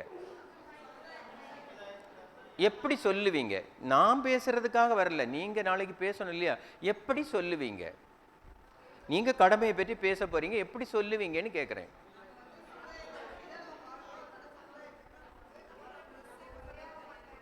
ஆ, இதுதான்.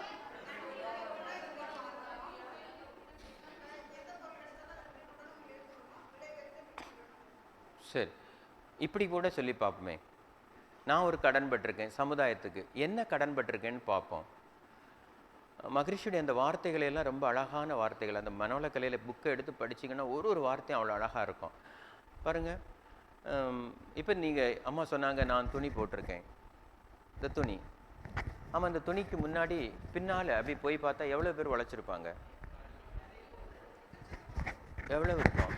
சும்மா ஒரு 1000 விவசாயம் செய்தவங்கள்லேருந்து. ஸோ நீங்கள் ஒரு 300 ரூபா கொடுத்து வாங்கியிருக்கிறீங்க. அந்த 1000 பேருடைய உழைப்புக்கு இந்த 300 ரூபாய் ஈடா? இல்லை இல்லையா? சரிதானே? அப்போ நமக்காக இந்த சமூகத்தில் யார் யாரோ உழைச்சிக்கிட்டு இருக்காங்க. இன்னும் கொஞ்சம் ஆழமாக சிந்திச்சு பாருங்கள். இந்த துணி வருவதற்கு முன்னே விவசாயிலேருந்து ஆரம்பித்து நம்மகிட்ட வந்தது மட்டும் இல்லை, இன்னும் சில பொருட்கள்லாம் பார்த்தீங்கன்னா உலக நாடுகள் எல்லாம் நமக்காக உழைப்பாங்க. ஒரு மிக்சியெல்லாம் எடுத்திங்கன்னா சில பிளேடெல்லாம் எங்கேருந்தோ வருது, சில ஜாரெல்லாம் எங்கேருந்தோ வருது. அப்போ உலகத்தில் உள்ள எல்லாரும் நமக்காக உழைக்கிறாங்க. ஆமாவா? அப்போ மகரிஷி என்ன சொன்னாங்க? ஒரு 12 வயசு வரையும் உங்களுக்கு தேவைகளை யார் பூர்த்தி செய்கிறா? சமுதாயம். 60 வயசுக்கு மேலே உங்கள் தேவைகளை யார் பூர்த்தி செய்கிறா? இடைப்பட்ட காலத்தில் நீங்கள் ஏதேனும் உடல் துன்பங்களை அனுபவித்து ஆஸ்பத்திரியில் படுத்துறதுக்கு போகிறதுலாம் உங்களுக்கு வந்து யாரோ சர்வீஸ் பண்ணுறாங்க இல்லையா? யார்?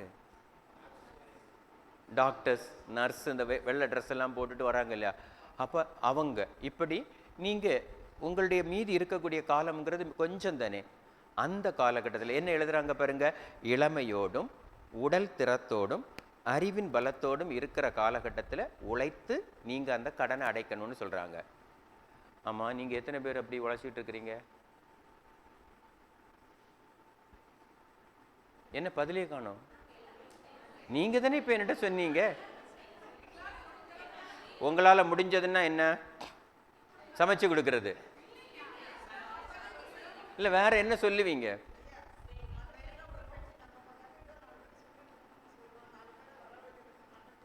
அதை விடுங்க. நீங்க உங்க வீட்டில் இந்த கடனை எப்படி அடைக்கிறீங்கன்னு கேட்டேன். அதுக்கு என்ன பதில் கேட்பாங்க இல்லையாமா? உங்களை உட்கார வச்சு நாளைக்கு நீங்க சொல்லிட்டீங்க, நீங்க இதை எப்படி அடைச்சிங்க, நீங்க அதுக்காக என்ன செஞ்சீங்கன்னு உங்கள்ட்ட ஒரு கேள்வி வருமா வராதா? அதுக்கு நீங்க எந்த மாதிரி ஹேண்டில் பண்ணுவீங்க? நீங்க நாளைக்கு போய் இதெல்லாம் ஹேண்டில் பண்ண போறீங்களா இல்லையா? அப்ப இந்த கேள்விகள் எல்லாம் வருமா வராதா? இந்த கேள்விக்கு என்ன பதில்?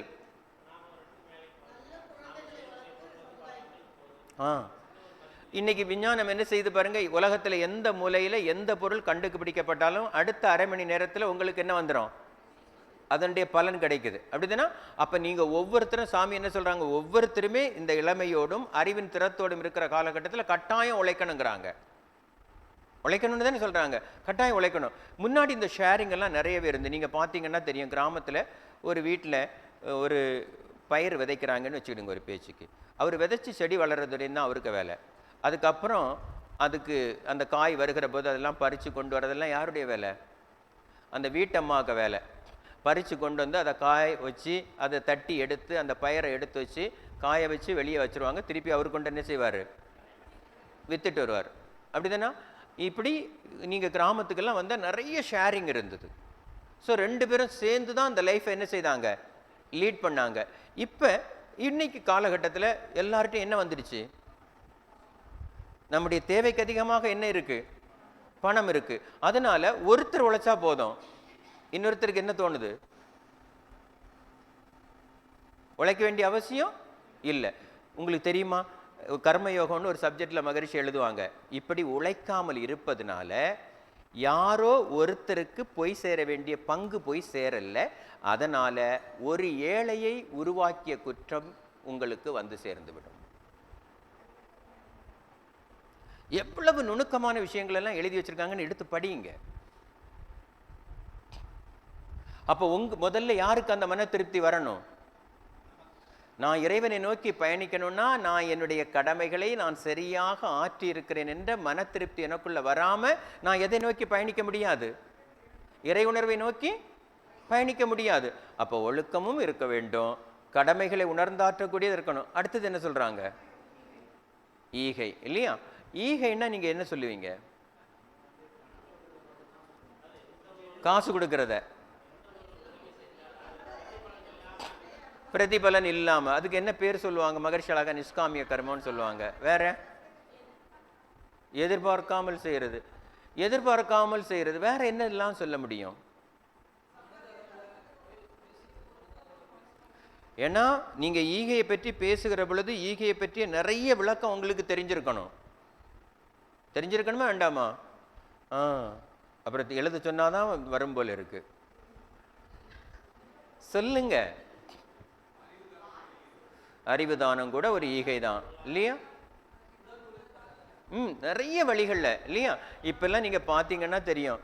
அதாவது எல்லாருக்கும் நான் சொன்னது அதுதான், தேவைக்கு அதிகமாக வரக்கூடியது நிறைய இருக்கு. இன்னைக்கு ஒரு வீட்டில் சர்வசாதாரணமாக 1 லட்ச ரூபா சம்பளத்துக்கு வந்தாச்சு. நம்முடைய செலவு அவ்வளவு இல்லை, ஆமாவா? ஆனால் நீங்கள் என்ன செய்றீங்க பாருங்க, அப்படியே ஒரு சண்டே பேக்கேஜ் எங்க ஒரு ரெஸ்டாரண்ட்டில் இல்லையா புக் பண்ணிக்கிறீங்க, அப்படி தானே? உங்கள் பிள்ளைகள் தானே உங்களை கூப்பிட்டு போகிறதெல்லாம். ஒரு ஞாயிற்றுக்கிழமை சனிக்கிழமை ஒரு பேக்கேஜுக்கு கூப்பிட்டு போகிறாங்க. ஒரு பெரிய டைனிங் டேபிளில் மொத்த உணவும் பரிமாறப்பட்டிருக்கிறது. நீங்கள் அதில் கால் வாசி தான் சாப்பிட்றீங்க, ஆமாவா? மீதி அத்தனையும் எங்கே போகுது? இதே நேரத்தில் எத்தியோப்பியாவிலேயோ சோமாலியாலேயோ அல்லது இதை தாண்டி இன்னொரு இடத்துல ஒரு குழந்தை என்ன செய்துட்டு இருக்கோம்? உணவுக்காக இறந்து கொண்டிருக்கோம். புரியுதா நான் சொல்கிறது? அப்போ நான் இதை வேஸ்ட் பண்ணுவதற்கு எனக்கு உரிமை உண்டா? இல்லை. நீங்கள் வேஸ்ட் பண்ணுற பொருளை எடுத்து இன்னொருக்கிறது கொடுக்கலாமா? கொடுக்கலாம். ஆனால் நம்முடைய மனசில் அந்த எண்ணமெல்லாம் என்ன செய்யலை, தோன்றலை. வேண்டாத அளவுக்கு வாங்கி வச்சு வேஸ்ட் பண்ணுற தெரிஞ்ச நமக்கு ஏதோ ஒரு தெருவில் கிடக்கிற அல்லது ஒரு சாப்பாடு இல்லாத, இன்றைக்கும் கூட கிராமங்களுக்கு வந்தால் நிறைய அநாதை இல்லங்கள், முதியோர் இல்லங்கள் உணவு இல்லாமல் இருக்குது. சென்னையில் இல்லை. ஏன்னா சென்னையில் இருக்க அந்த அநாதை இல்லங்கள் முதியோர் இல்லங்கள்லாம் என்ன பண்ணிட்டாங்கன்னா, இந்த என்ஜினியரிங் காலேஜ் இருக்குல்ல, அவங்களோட ஒரு டையப்புக்கு வந்துட்டாங்க. அங்கே மீதுற சாதம்லாம் யாருக்கு வந்துடும்? அவங்களுக்கு வந்துடும். அவங்க இந்த காய்கறிகள் இந்த அரிசியெல்லாம் பர்ச்சேஸ் பண்ணும்போதே இவங்களுக்கு ஒரு பங்கு என்ன செய்கிறாங்க, கொடுக்குறாங்க. அதனால் அவங்களுடைய பிரச்சனை முடிஞ்சு போச்சு. இதை பேஸ் பண்ணி நிறைய பேர் இப்போ எல்லாம் நல்ல தண்ணீர் அடைஞ்சிடும். அப்படி இல்லை, கிராம பக்கத்தில் இருக்கக்கூடியவங்களுக்கெல்லாம் இன்னும் என்ன செய்யலை, கிடைக்கல. அப்போ உங்களுடைய தேவை இன்னும் எவ்வளவு இருக்குது? அதுபோல உண்மையிலேயே துன்பப்படுகிறவர்களுக்கு உங்களுடைய ஈகை போய் சேர்ந்துன்னு வச்சுக்கிடுங்க. அவங்க நினைப்பாங்க பாருங்க, அப்பா இந்த ஆத்மாவால் தான் என்னுடைய பசி ஆறப்பட்டதுன்னு உங்களை பார்த்து வாழ்த்துவாங்க பாருங்க. இதை விட சிறந்த ஒரு வாழ்த்தே கிடையாது, ஆமாவா இல்லையா? அப்படி ஒவ்வொரு விஷயத்தையும் ஒரு சின்ன சின்ன சப்ஜெக்டாக இருந்தால் கூட அதை நீங்கள் பேசுகிற பொழுது நிறைய கலெக்ஷன் வேணும். என்ன சொன்னேன்? ஈயன இரத்தல் எளிந்தென்று பழைய பாட்டு சொல்லுது. ஈயனென்றல் அதனினும் எளிந்தென்று, கொள்ளன கொடுத்தல் உயர்ந்தென்று, கொள்ளேனென்றல் அதனினும் உயர்ந்தென்றுன்னா. தர்மம் தக்க சமயத்தில் கூட இருந்து குழி பறித்தாலும் கொடுத்தது காத்து நிற்கும்னு சொன்னான். அதுதான் கர்ணனுடைய பேஸு பாருங்க. எல்லா வகையிலையும் அவன் எல்லா அம்பையும் எழுது பார்த்துட்டான். என்ன செய்ய முடியல, ஒண்ணுமே பண்ண முடியல. கடைசியா கேட்குறான், என்ன பண்றது, நான் எல்லா அம்பும் எய்தாச்சுன்னா, இரு நான் வாரேன்னா. கொடுப்பவனிடம் இறைவன் கூட கையேந்துவான்னு காட்டினான். நீங்க கொடுப்பதற்கு தயாராக இருந்தா உங்கள்கிட்ட வாங்குவதற்கு யாரு கூட தயாரா இருப்பாங்களாம். அவ்வளவு உயர்ந்த ஒரு குணம்னு சொல்றான். நினைச்சு பாருங்க. அப்ப என்னால முடிந்தவரை என் தேவைக்கு உங்க தேவையை குறைச்சிட்டு கொடுக்க சொல்லல. இப்ப எல்லாருக்கும் உங்க தேவைக்கு அதிகமாக இருக்கிறது. ஆனால் தேவைப்படுகிறவர்களுக்கு நிச்சயமாக உங்க உதவி என்ன செய்கிறது. இப்பெல்லாம் நான் நிறைய இடத்துல என்ன தேவை இருக்குன்னு பாருங்க. ஒன்று எஜுகேஷன். நிறைய பிள்ளைங்க நல்ல மார்க் வாங்குறாங்க, அவங்களுக்கு அடுத்த ஸ்டேஜில் போய் என்ன செய்ய முடியல, படிக்கிறதுக்கு என்ன இல்லை, காசு இல்லை. இன்னும் ஒரு ஸ்டேஜ் பாருங்க, நிறைய நோய்கள், பெரிய பெரிய நோய்கள் வந்துடுச்சு. ஒரு நோய்க்கும் பல லட்சங்களை ஃபிக்ஸ் பண்ணி வச்சிருக்கானுங்க. அதை ஏழைகளால் என்ன செய்ய முடியல, கொடுக்க முடியல. அது போன்ற எத்தனையோ வழிகளில் உங்கள் ஈகைகளை பயன்படுத்தினீங்கன்னா எத்தனையோ புண்ணியங்கள் வரும்.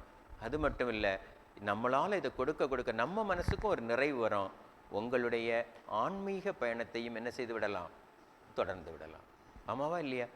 அப்போ அறநெறி வாழ்க்கை நீங்கள் சரியாக வாழ வாழ உங்களுடைய நகர்தல் எங்கு நோக்கி போகும், இறைவனை நோக்கி போகும். அதனால தான் மகரிஷி இறை உணர்வும் அறநெறியும் அவ்வளவு முக்கியமான விஷயம் நமக்கு கொடுக்குறாங்க.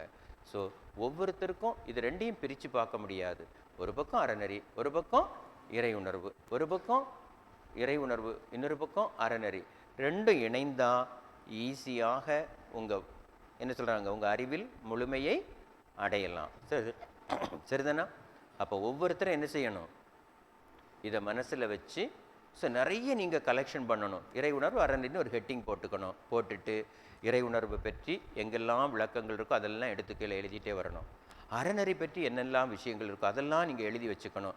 எழுதி வச்சுட்டு எந்த ஒரு சப்ஜெக்ட் பேச போகிறதுக்கு முன்னாடி ஒரு 10 நிமிஷம் அதை எடுத்து வாசித்து பார்க்கணும். ஒவ்வொரு முறையும் பேசுகிற பொழுது நமக்கு முன்னாடி பேசுகிறவங்க இதை பற்றி என்ன சொல்கிறாங்க, அதில் ஏதேனும் நல்ல கருத்து இருந்தால் அதையும் கலெக்ட் பண்ணி வச்சுக்கணும். உங்களுடைய சிறந்த பங்களிப்பை இந்த சமூகத்திற்கு கொடுக்கணும்னா யூ ஷுட் ப்ரிப்பேர். நீங்கள் உங்கள் பாட்டுக்கு ப்ரிப்பேர் பண்ணாமல் போய் ஒரு உங்களுடைய புத்தகத்தை எடுத்து உங்கள் எம்ஏ புத்தகத்தை முன்னாடி வச்சுக்கிட்டு இந்த சொற்பொழிவாற்றேன்னு சொல்லாமல் போய் உட்காந்திங்கன்னா கொஞ்ச நாள், ஒரு நாள் பார்ப்பான், 2வது நாள் இவர் வந்தால் புக்கு வச்சு படிப்பார். அதுக்கு நாமளே போகாமல் இவருக்கு பேர் போட்டால் நம்ம போக வேண்டியது இல்லைன்னு அதோடு அவாய்ட் பண்ணிடுவான். ஸோ நீங்கள் இயல்பாக உங்களுக்குள்ளிருந்து நீங்கள் கற்றுக்கொண்ட விஷயங்களை பல்வேறு கோணங்களில் நீங்கள் கொடுக்க ஆரம்பிச்சிங்கன்னா இந்த சமூகத்திற்கும் நல்லது, உங்களுக்கும் நல்லது. ஆமாவா? அப்போ இறையுணர்வும் அறநெறியும் மிக மிக அவசியம் இல்லையா? தவமும் அறமும் இந்த வாழ்க்கையில் மிக மிக அவசியம். அதை உணர்ந்து நீங்கள் வாழணும்னு கேட்டு இன்றைக்கி நாம் இதை என்ன செய்வோம், நிறைவு செய்வோம். வாழ்க வளமுடன், வாழ்க வளமுடன்.